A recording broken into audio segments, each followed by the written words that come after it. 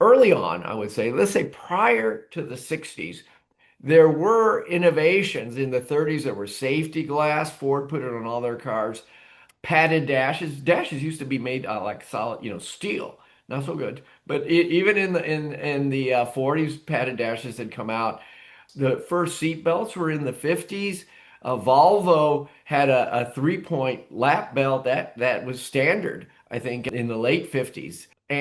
But Ford tried to market in the mid 50s, market this thing called the lifeguard safety package. I never heard of this thing, lifeguard safety package, which was really a padded dashboard and seat belts, recessed steering wheel, so a collapsible steering wheel, that kind of thing. And no government mandates at the time, but nobody wanted to pay for it.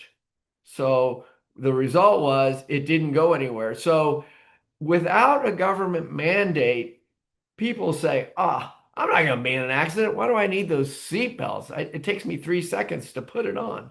And I think that's the way people were thinking, back in the 50s and before. Yeah, it's certainly moved on a lot since then, and these kind of regulations are there for a reason. I mean, I wasn't aware of that from Ford in the 50s before we went through it before we started recording, but it's incredible to see that no one really wanted that increased safety. It does need because the average consumer, you have to put.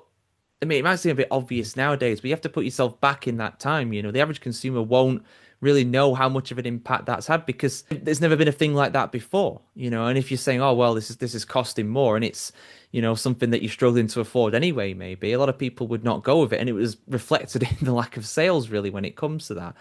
But when it comes to safety, things did change in the 60s eventually for the better. Yeah, and surprisingly, the thing that pushed it over the edge was a book written by a consumer advocate, Ralph Nader. So you might want to look up this book. It's called Unsafe at Any Speed, and it's about the Chevrolet Corvair. The Corvair is a convertible rear engine car. So the fact that it was rear engine and the suspension was a little crazy, I guess, not well designed, caused it to be prone to rollovers, had no seat belts or any of that kind of thing. And so they pushed this car out. And basically, Ralph Nader's point was the people in the automotive industry that they don't really care about the driver. They just care about making money and all that. And I guess that book had quite an impact. And as a result, in the mid 60s, the US government created the National Traffic and Motor Vehicle Safety Act. And they are the ones now that pretty much shifted the driver, if you want to use that word, for making cars safer, making emissions better, shifted that responsibility from the automakers into the government. So things like controls and displays, braking systems, but mostly like seat belts, side impact. Those side impact crashes you see, those didn't used to exist. Very important thing for a car to be able to pass that rollover, crash resistance, that kind of thing. And even things for after crashes, like ability of fuel systems not to become flammable and that kind of thing. Yeah, exactly. I think the accountability and the shaming, for lack of a better term, I think that is really key in making car manufacturers kind of sit up and like, oh, we need to do something about this. I mean, just to put it into a UK or a European perspective, I mean, 20, 25 years ago or so, it might be longer actually, they introduced something called the NCAP rating here in Europe. And it basically said gave you a star rating for your vehicle, how safe it was. It'd go through all these tests and everything like that, which of course have been refined over the decades.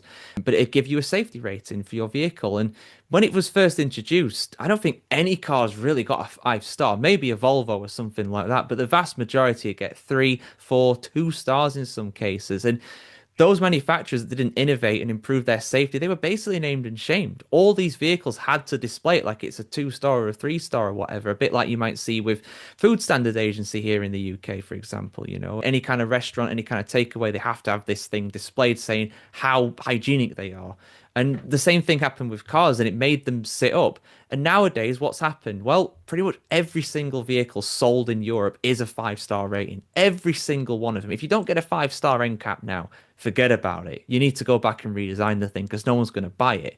And ultimately, people will vote with their wallets. But if they're not made aware of stuff, then manufacturers potentially could just keep getting away with what they're doing.